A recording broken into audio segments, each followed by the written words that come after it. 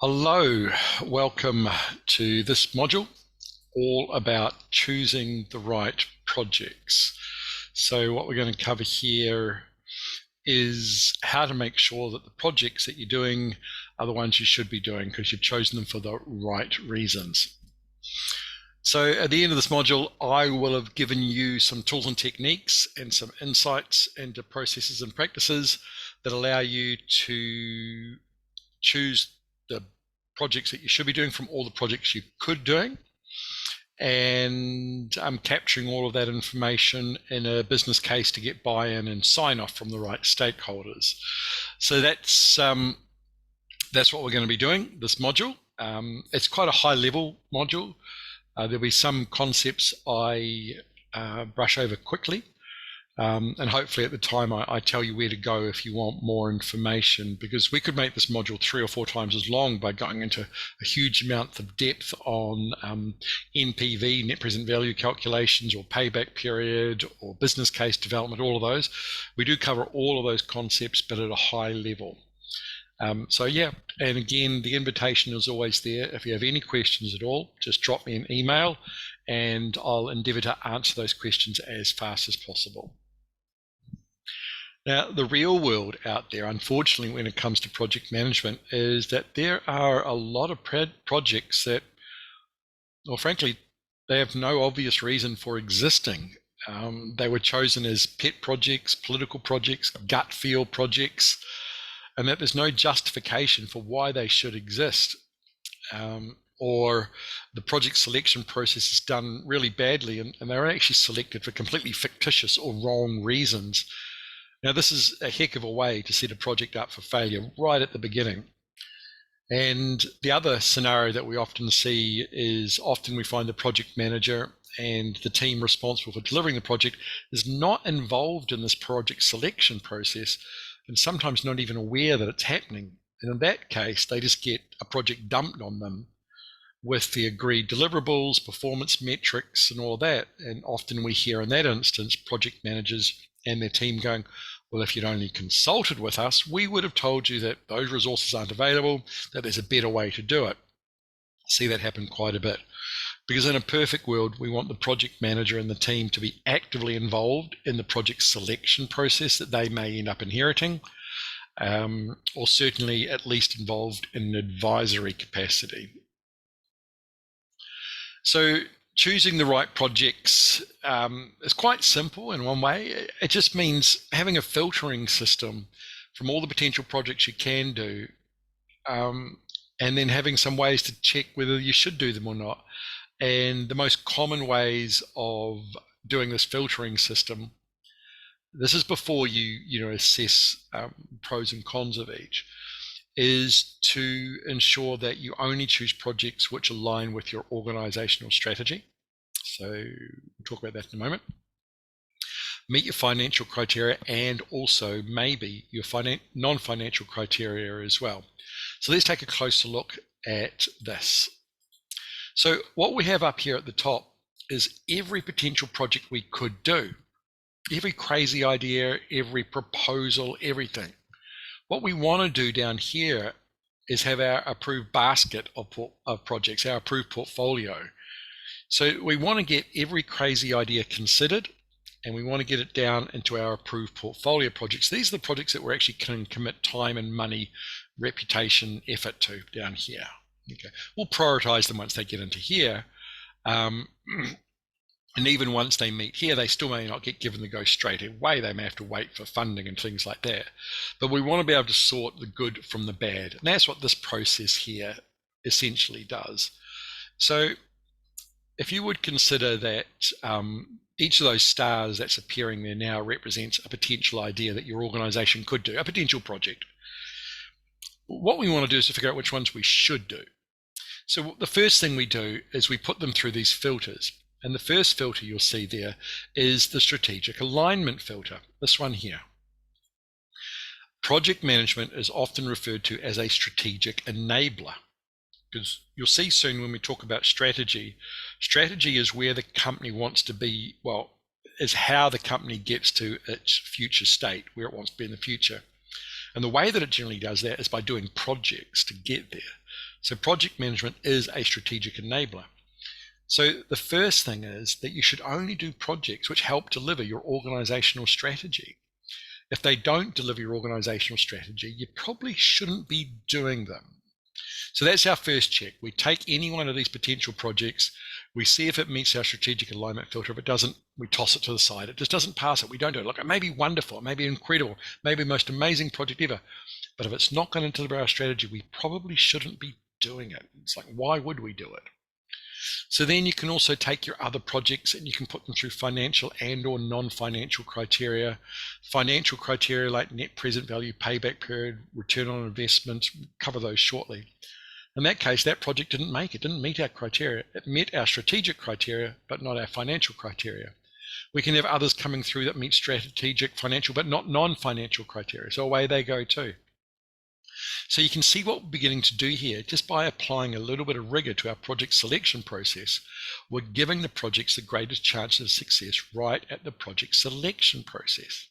We're making sure that the projects that do make it through into our approved portfolio projects are projects that meet our strategic needs and any financial and or non-financial criteria that we want.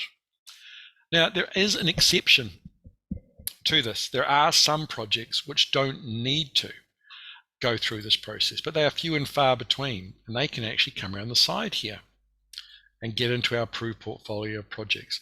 No, they're not pet projects. No, they're not gut feel projects. No, they're not politically motivated projects. The only ones that should be able to avoid that process are, in fact, suspenseful animation there, emergency or compliance works. These are things your organization has to do, or as a result of an emergency or compliance. I worked for an organization many years ago. It was an electricity generator, and it had to do what was called the Part J project because the central government had changed electricity generator reporting regulations, and every electricity generator now had to update all of its software. This project cost the company money, didn't align with any of its strategic direction, but they had to do it because it was a compliance issue. And also, if you've got emergency work, say you're a local government and there's been a large weather event through which has destroyed roads, rebuilding those roads is an emergency work. You don't put it through strategic and financial, you just get out there and get it done. So those are the only exceptions. Everything else that you should do should go through those filters: strategy, finance, and non-finance. So let's take a closer look at some of them. The importance of strategy. Now, this is often confusing for a lot of people. What exactly is strategy? Well, why don't we start down here with this diagram to explain what strategy is, very simply, with apologies to all the strategists out there. Any organization is aware of its current state. This is where it is right now. But it can imagine and plan for a future state, where it wants to be in the future. Does it want to be selling more? Does it want to be growing? Does it want to have new products? What is its future state? And it will sit down, map out its current state, map out its future state. The way it changes from its current state to its future state is its strategy. How is it going to move from here to here? And then it will outline the strategy by which it moves towards its future state. So that's what strategy is. Most businesses I know of any size or complexity have a defined strategy, because the alternative is to simply just be muddling along without clear direction, just doing anything and everything, or in fact doing nothing. So keep that in mind. Organizations should have a strategy. Most will. Project management is a strategic enabler. Implementing your strategy means doing projects. And so that's why your first filter should be, does this project deliver our strategy? And one of the things you can go look for online is your organization's strategy. Most organizations will have their overarching vision, and then they'll have their strategic pillars or something like that. These are the different ways that they're going to achieve that vision. So take a look, and you should be able to map any project that you're doing back to at least one of those strategic pillars or directions or elements. If you can't, then you might go and ask for further clarity and ask for some guidance on how the particular project you're working on does in fact map back to organizational strategy. What is if you don't work in a large multinational with a published strategy? What is if you work in a small business No problems, absolutely fine. A lot of small businesses don't sit down and do strategic planning and have a defined strategy that's written down and published. In that case, can I recommend, please, that you do what you're good at? Do your core competencies only. So if you're a small house building company, don't go and do projects about software development, or that's a silly example. But if you're a house building company, don't go and do a large commercial development using a concrete tilt slab rather than timber construction. If you're a software development company that specializes in web development, don't go and do cutting edge medical device software. Stick with what you know. That's another alternative if you don't have a strategy. Stick with your core competencies. So here's a challenge for you. My first challenge for you in this module. Go and find your business strategy. Do you know what it is? You're probably working for an organization right now that should have a business strategy. Publicly listed or publicly traded companies will often, or government, central local government will often publish their strategic documents online. Publicly traded ones will often have their strategy in their annual reports or reports to shareholders. Privately held companies that aren't government owned generally won't. They're harder to find because they're a sort of a source of competitive advantage. So they're not generally willing to disclose that. But if you work for any organization, you should be able to find your organization strategy somewhere. Look online on your intranet, look in published documents, things like that. So that's my challenge to you. In the next 24 hours, go and find your organizational strategy.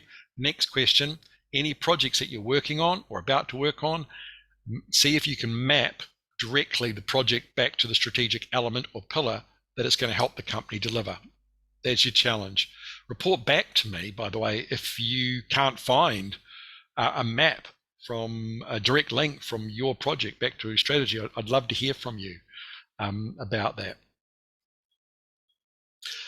We'll just quickly run through the most common financial methods. Just disclaimer here, these are high level introductions to the most common financial methods.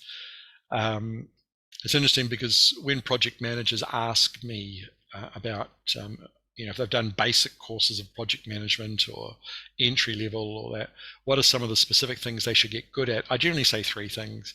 I generally say leadership skills. You should absolutely develop your leadership skills. Go do extra work on leadership skills, communication, all that. I usually say go do some sort of change management because projects are all around change and embedding that change is really important.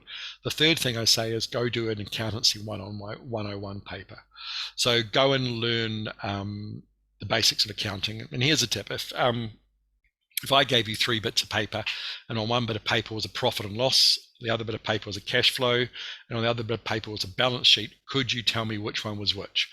If the answer to that is no, you need to go do an accountancy 101 paper, because those papers will also take you through these next 4 financial methods for project selection in a little more depth, and they'll assess you on your competency on those too. So that's my advice to you. So let me take you through these top 4 financial justification methods very quickly and give you an insight into what they are. First up, payback period.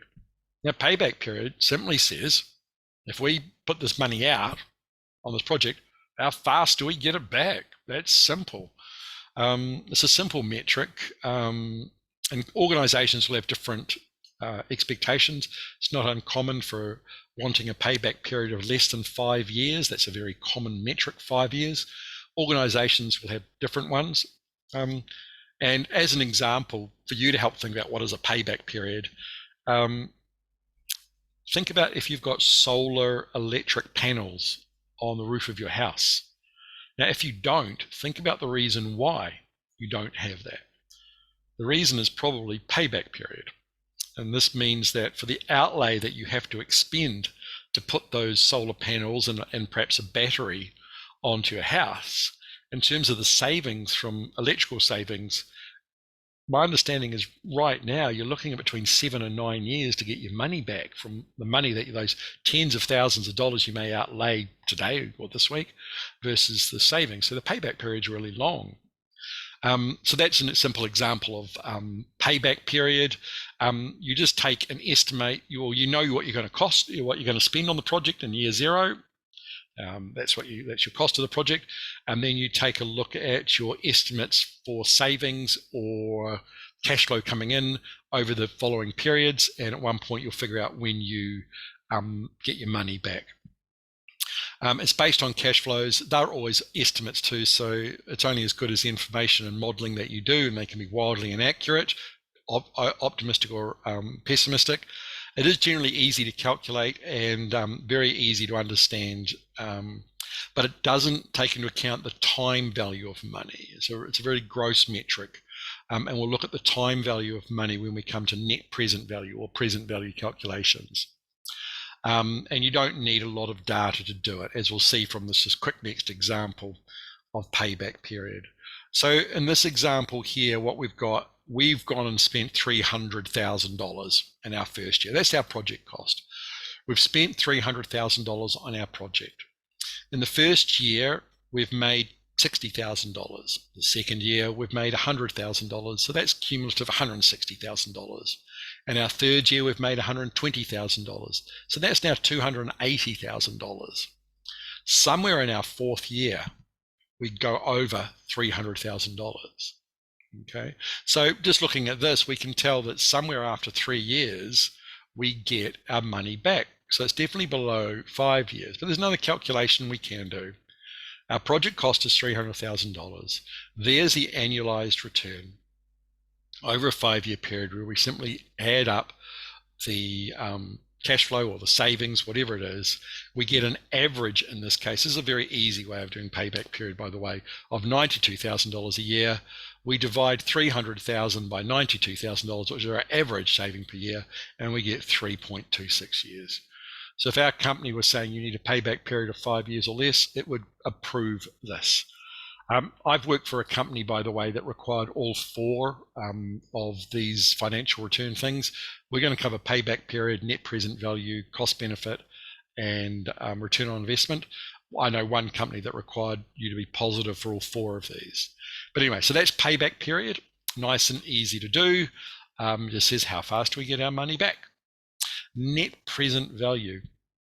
Now, net present value often confuses people because you try and explain it to them and they're going, oh, net present value, what does it actually mean? Well, it takes the value of money in the future and turns it into an equivalent value in today's dollars. Even that sounds confusing, doesn't it? Because it does it via a discount rate and those sorts of things. So the way that I like to explain to people what net present value is to consider the following thought experiment. Okay, here's the thought experiment. Right now, today, on this date, take a look at the date, whatever it is. On this date, I'm going to make you a deal. Here's the deal. I have with me right now a bag of cash. Well, that's not going to work, is it? Because we're online. I'm prepared to wire you right now into your bank account $100,000 right now, today, if you choose to accept this deal. Or you can meet me back here in 2 years' time, exactly 2 years from today's date. So add 2 years to today's date. And instead of giving you $100,000, I will wire you $120,000 in 2 years. Now have a think about that deal. Do you want $100,000 right now? Or do you want $120,000 in 2 years' time? What you're doing is a present value calculation, a single present value calculation. You're calculating what that $120,000 in the future is worth in today's dollars. And if you think that $120,000 in 2 years' time is worth more than $100,000 today, you would choose to take that deal, take $120,000 in 2 years' time. If, however, you think $120,000 in 2 years' time is worth less than $100,000 today, you'll take the $100,000 today. Now, I'm pretty sure that most of you, or if you're watching this, that you didn't calculate it that way. You probably calculated it the other way. If I got $100,000 today, what could it be worth in 2 years' time? So you did it the other way around. But our net present, or our present value calculations, take the future value of money. We apply a discount rate to it to get a present value of money. That's a present value calculation. A net present value calculation is just taking multiple present value, like over 1, 2, 3, 4, 5 years, aggregating those all up to get an aggregated or net present value calculation. So that's it. That's how you understand what an NPV calculation is. It's the future value of money in today's dollars. That's it. It's based on discounted cash flows. So that discount rate is really important because you could manipulate your figures by choosing that, but most organizations have a predetermined discount rate, which is often based on something like, it gets quite complex, but it's often based on something like weighted average cost of capital, or WACC, or return on investment and things like that. Most organizations I know that do NPV, their finance department will publish the discount rate that you are to use for your NPV calculations. It's not as widely understood. It can be confusing to the layperson to understand what net present value is. And obviously, as I've said, can be greatly influenced by the particular discount rate that you're using. And getting those accurate forecasts, not only of future cash flows, but of the appropriate discount rate can be difficult, which makes it a little bit of financial clairvoyancy. So here's a little bit of an example. Now, obviously, anytime you see a formula that starts with the sigma sign, which just means the sum of many calculations. So obviously here there's a number of calculations that you're going to do over a particular time period. This is your initial investment, and you're adding to that the sum of all of your future cash flow events and cash flows that have had the discount rate applied to them over the time period, like 1, 2, 3, 4, 5 years go there. So it's a complex formula. Excel does it brilliantly for you. A lot of financial software does it. If you put in how much the project's going to cost initially, put in your projected cash flows, the discount rate, it'll do the calculations for you. And what we're looking here is for it to be a positive number. If it's a negative number, that's bad, and a positive number is good.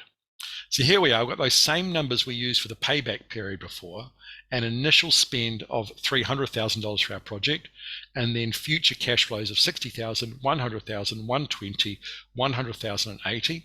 With the payback period, we saw that this was 3.26 years payback period, which was good. Now we're going to use a 15% discount rate, which that's quite high, by the way. That's quite a high discount rate. It's generally lower than that, particularly in today's economic environment. So let's take a look at that, and the sums are all worked out for you here. So we apply the 15% discount rate to $60,000 in a year's time. So that's just purely 15% off that. But then it's 2 lots of 15%. You go 2 times, so you take 15% off 100,000, then a second 15% off, you get a 75%. Out of $120,000, you take 15% off that, then 15% off that, then 15% off that, you end up at 78,000. Or same here, 4 lots of 15%. So 15% off it, then 15% off it, and that's why it's a different number from that $100,000, because it's 4 lots of 15% in here. And you simply add all of those up. And if you add all of those up, you will find, and subtract them from 300,000, you'll find that those all add up to $303,640, and therefore subtract that from it, and you find out your NPV is $3,640. Well, that's positive. So in fact, those would have added up to $3,640 short of that number. So if we did the add up, 44259. No, it's a little bit out. I must say this in Excel, the rounding hasn't quite rounded that out. But that'll means that your net present value in today's dollars, the value of all of these cash flows, or these cash flows, when a discount rate is applied to them, means you've got an NPV of 3,640, which is positive. As long as it's positive, that means you should do this project. If it's negative, you shouldn't do this project. But again, as we've seen, with the discount rate and your forecast, it's garbage in, garbage out, basically. So it relies heavily on how good your numbers are. So that's NPV.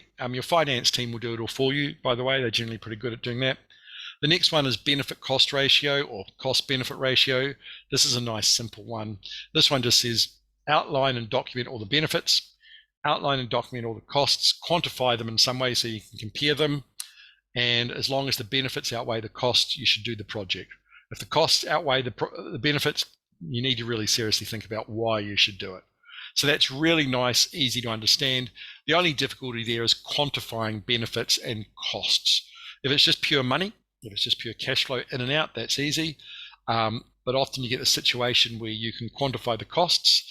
Benefits have some financial benefits, but there's also non-financial benefits, in which case it gets harder to do this because you do need to quantify them in order to measure them against the costs. So that must be positive as well.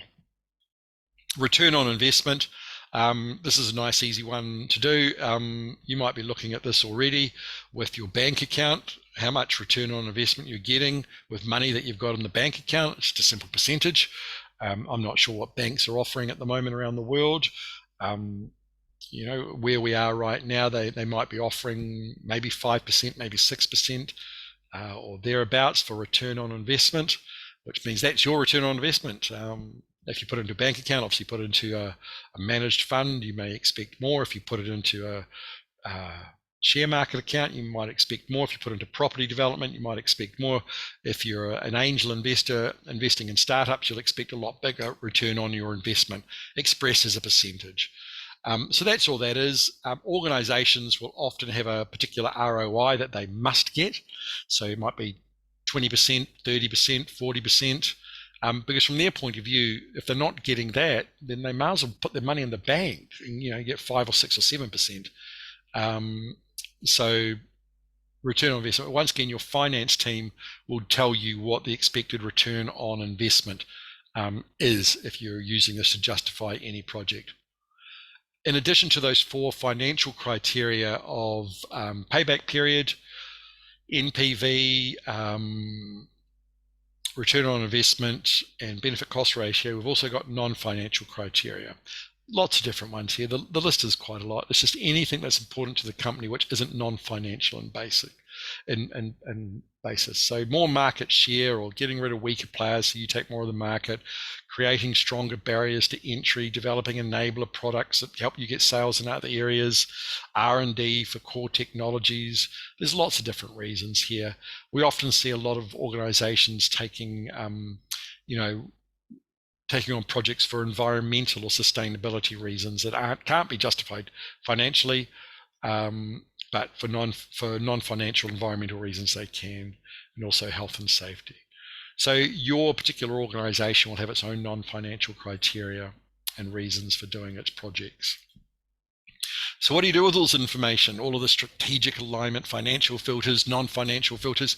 Well, ideally, you should be dropping it into a document. So it's all documented and reasoned and figured out and recorded. And generally speaking, we call that document the business case, the general term that we'll use for it.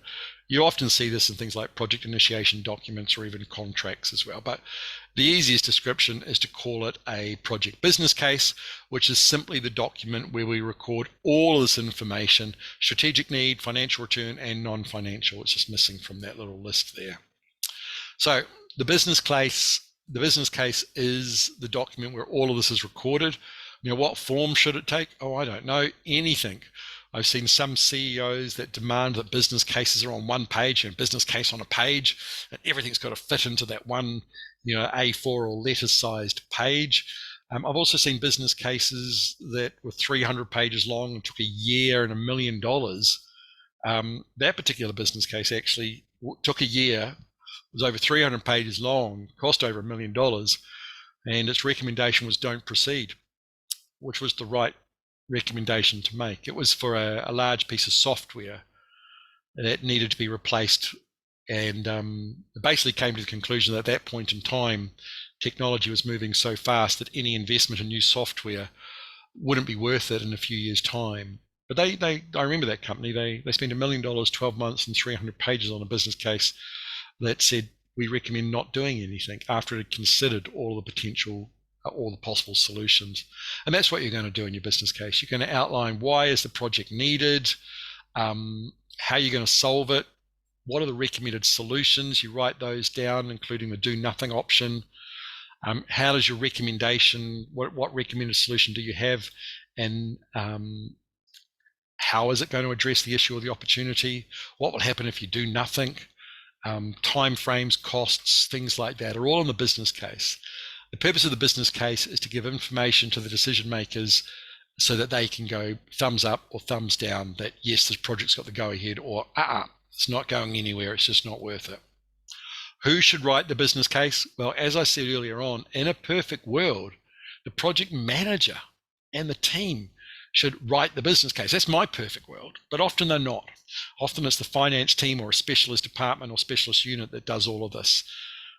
But at least in that case, the team that is most likely to deliver the work should at least be consulted and included in the development, because they're the ones who can tell you about the latest technology, resource availability, previous similar projects done. So look, in a perfect world, I think the project manager should be in charge of writing the business case. That's not often the case though, unfortunately, but the project manager and the team should definitely be consulted about by the person who's writing the business case as well. So these are the sorts of contents, just running through them very quickly for a business case. There are some great courses you can do on business case preparation. And this is one of the roles that I love a business analyst to do, to sort of either take the lead on or coordinate writing a business case. Love working with a good business analyst and getting this done. So we'll just run through these pretty quickly. The sorts of things that will be in your business case, probably dictated or hopefully dictated by your organization with a template that they've got. And if so, follow that template. Hopefully it's a good, robust template. It's got all these things in it. You should start by identifying the particular problem or opportunity that the project may solve. List all of the alternative ways of achieving this and assess each of the options, financially, non-financially. Don't forget to include the do nothing option. What happens if we don't do anything? Organizations don't tend to do that as often as they should. Out of all of those alternatives, please recommend a preferred solution, including the why. Why is this one the preferred?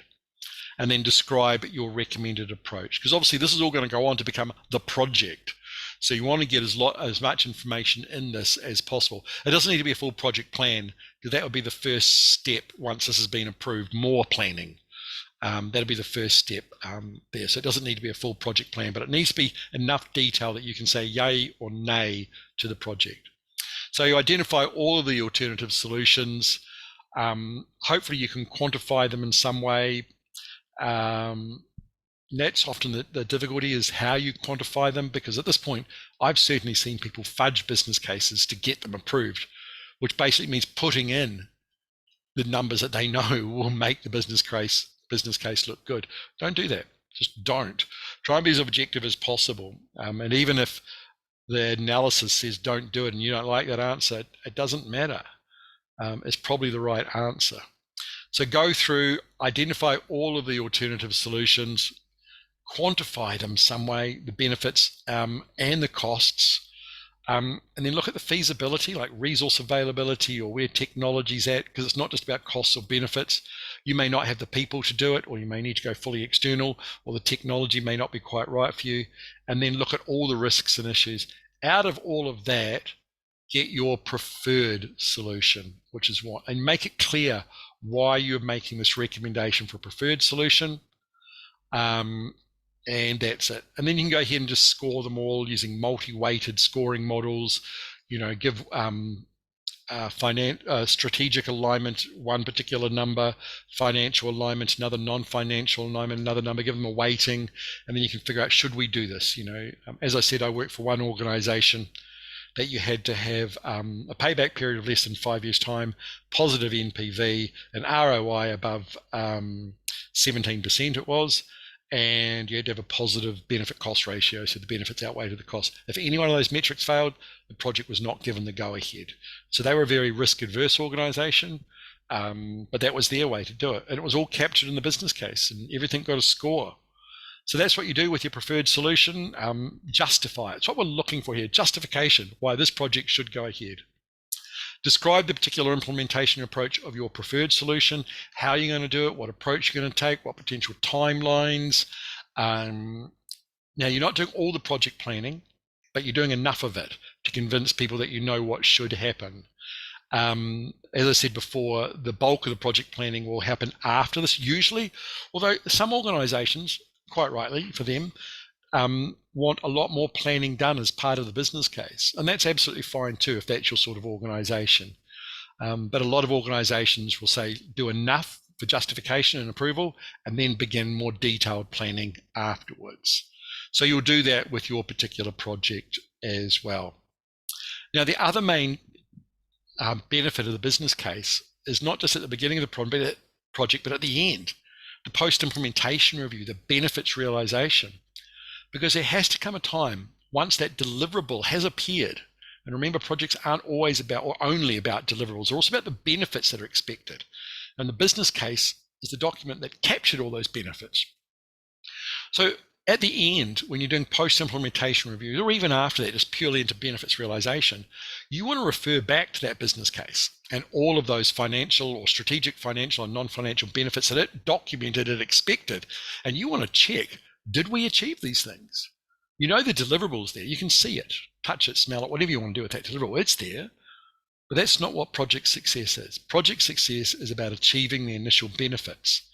Now, if you don't come back and do this, you're basically giving people approval to write whatever nonsense they want in business cases. They'll write whatever they want, knowing that it'll never be checked. And look, at the end of the day, if you don't achieve the expected benefits, it's a great learning experience. And as a result of what you learn, your future business cases may get better and more robust and more accurate. So please make sure you treat your business case as bookends, useful at the beginning of the project to justify it, but you also need it at the end of the project to see, well, did we achieve everything that we thought we would? If you did, that's fantastic. If not, it's a great way to learn and get better at your business cases. So make sure you do that. I mentioned it quickly before, a multi-weighted scoring model. This is just a way that you can assess different projects or even just one project. This could be based on which project you should do, or this could also be based on which of the business case options you should recommend. So it's just a good model for either of those scenarios. They are different scenarios, but you want to be able to have a transparent way to justify your choices. So I'm going to give you the example here of how to choose between multiple projects that have arrived in your basket. Multiple projects A, B, and C. Which one do you do first, second, and third? Or which one do you do and ignore the others or defer the others? But the same model can be used for choosing which of your recommended business case options you can do. So let's take a look at this as an example. Here we've got three projects, Project A, Project B, Project C. Okay. We're assessing each project on the basis of how well it aligns with our strategic plan, its potential to gain market share, and its potential to gain customer loyalty. Now, we've given the alignment with strategic planning a weighting of 3, potential to gain market share a weighting of 2.5, and potential to gain customer loyalty a weighting of 1.5. Now, we've gone through each of them, and with the help of a guide, we've scored them between 1 and 10 on each of these things. So Project A gets a 7 out of 10 for strategic plan, an 8 out of 10 for market share, and potential to gain customer loyalty, a 3 out of 10. Okay, and what we do is we simply multiply 3 by 7, 2.5 by 8, 1.5 by 3, and we get 45.5. So 3 times 7 is 21. Add that to 2.5 times 8, which is 20, and 1.5 times 3 is 4.5. 21, 20, and 4.5 is 45.5. We do the same scoring. So Project B only gets a 5 out of 10, not a 7 out of 10 for strategic alignment, but look, it gets an 8 out of 10 for potential to gain customer loyalty, not a 3 out of 10. We do the scoring, and out of that, we could see that what we should be doing is Project A first, then, Project B first, Project B, do that right. Then we should be doing Project A, and then doing Project C. Well, if we've only got enough budget to do one project, we're going to be doing Project B. And with the business case, you could use the same model for choosing between the different alternatives that you have. Now, the benefit of doing this is, obviously, you saw that diagram earlier on of all those stars coming through the strategic filter, financial filter, non-financial filter, and dropping into our approved portfolio. Is once they're in there and we know that they're okay projects to do, it helps us choose the order in which we're going to do them, particularly if we've got limitations on our funds or limitations on our resources or any other limitations, and we have to prioritize the order in which we're going to be doing our projects. And this is one of the essences of good portfolio management, this process of choosing the right projects, prioritize them, and then also figuring out where the funding's coming from. So if you take a look at this, which is a very basic example of a portfolio list. So we've got our names of our projects. Here they all are, giving them some good names there. We've got our initial value, what we know that they're going to cost the organization. Now we've got a total portfolio value here. But what happens if we've only got $10 million that financial year? Well, that would pretty much mean that we can't do this project, and this project. But we can do these projects here because we've ordered them in terms of the priority using that multi-weighted scoring model. Now, and this is also speaks to the reason why your financial reporting should always be accurate. Say you're working on this project here, Project Beta Retrofit, and it's quite a substantial portion of your total, well, in this case, we said $10 million spend that year. If you find yourself underspending, please be accurate with it, because it could be that Project Sunshine could get funding this year to go ahead. So please wait for that. Be accurate with your underspend and overspend as well. And here we've just got a status report. This has been approved, and the red, amber, green, or amber or orange or yellow, green. That just tells us at a glance if the project's doing well. General rule of thumb is if it's green means we've got no issues, don't need any assistance. If it's yellow, it means we've got some issues, but we think we know how to resolve them. But check us. And red means we've got issues and we need your help, the steering committee or project sponsor. So this is just a good example of high-level dashboard reporting. And that's something your project software should be able to do for you, is to prioritize your projects, list them all, their value, status report. So you should have project software that does this for you at a portfolio level. Now, when it does come to project management software, I'm pretty much agnostic about this because I've generally found that most project management software is as good as the other bunch. And to be honest, I get a little tired of clients that go, our project management software doesn't work for us. We have to go to the market and get a new one. And the further you talk with them, they go, we didn't implement those modules, or we never fully optimized it, or we didn't give everybody training on it.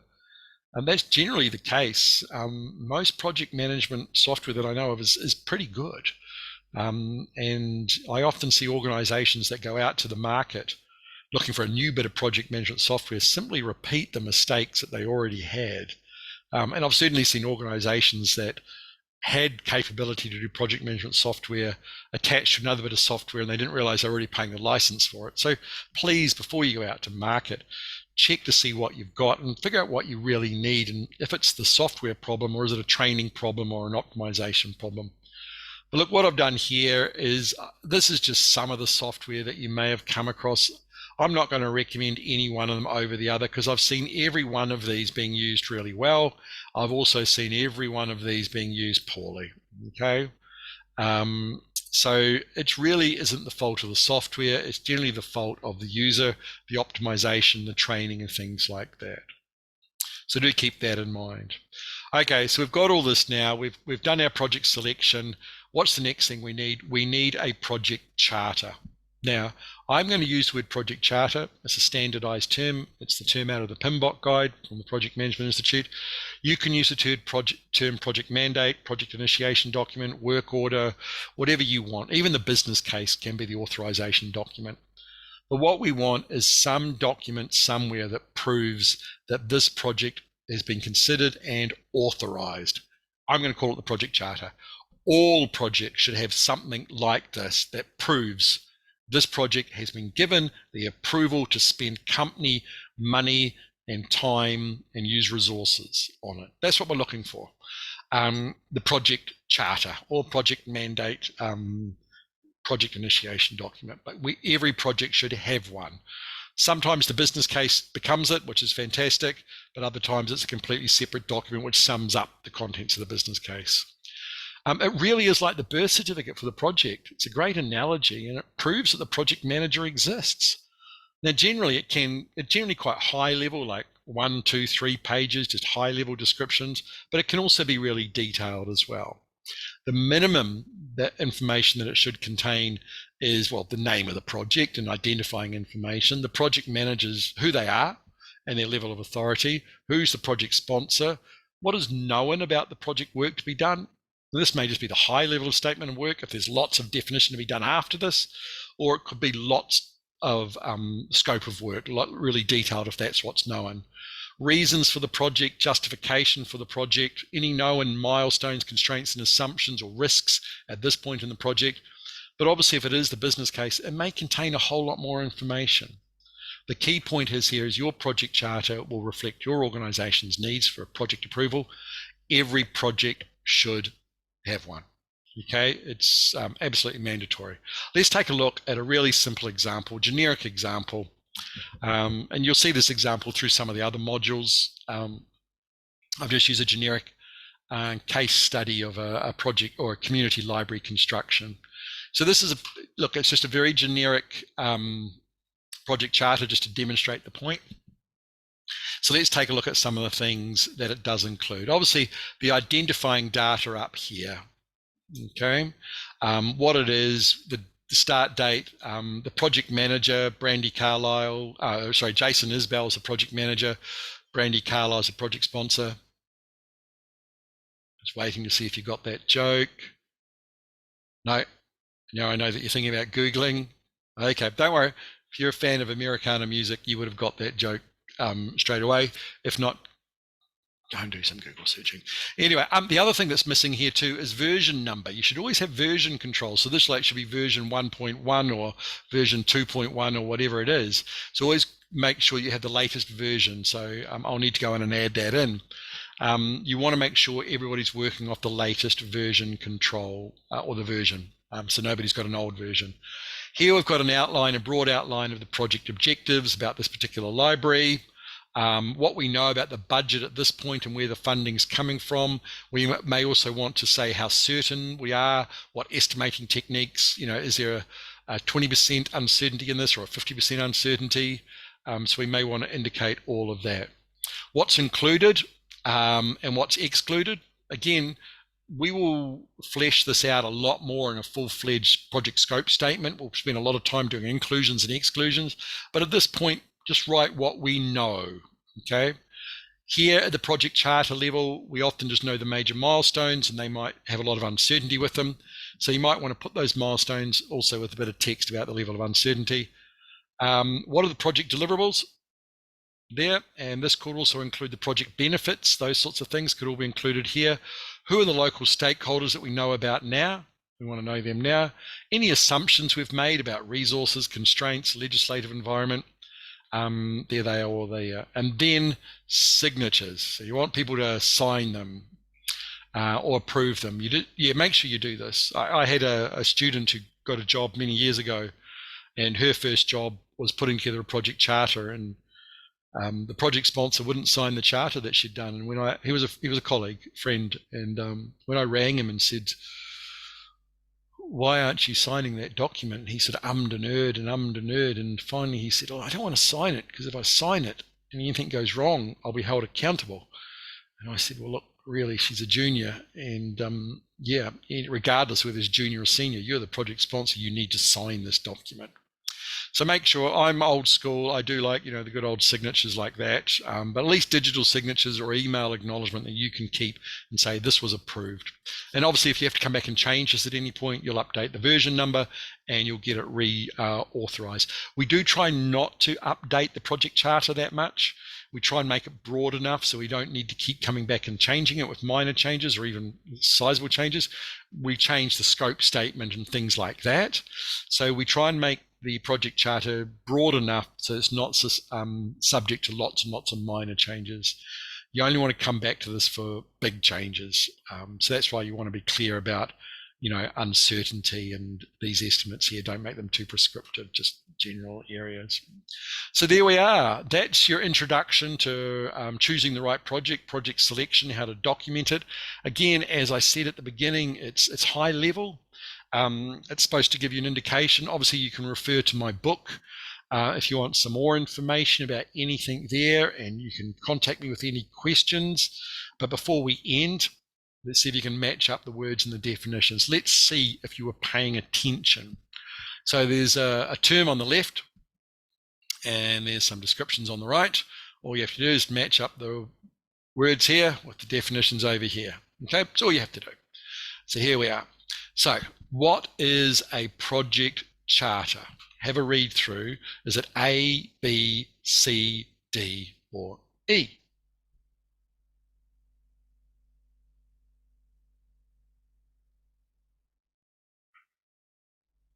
Hopefully you read those and you chose D, the official approval that starts a project. That's what a project charter is. Okay, what about net present value? What is net present value? Is it A, B, C, or E?